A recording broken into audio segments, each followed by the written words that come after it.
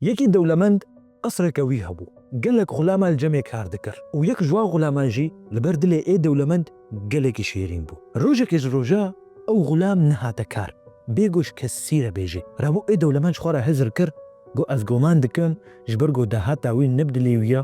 îro nehatiye kar ya baş ew ku ez dehetayê piçekî zêde bikim ez ê perenajê re zêde kim ji bo ku ji devkarê xwe neberdê û ê dewlemend deheta wî xulamî zêde kir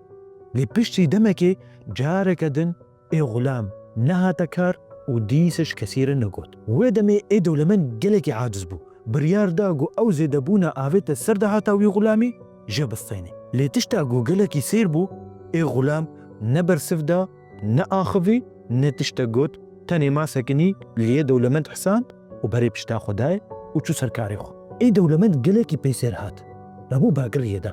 got ji bo çi bersiva min neda ê xulam jê re got got yekem car dema got ez nehatime karê xwe ji ber got kurikî min çêbû û dema got te deheta min zêde kir me got rizqê wî pêre hat lê cara duem dema got ez nehatime ser kar ji ber got dayika min canê xwe ji dest da û dema got te deheta min kêm kir me got rizqê wê pêre çû.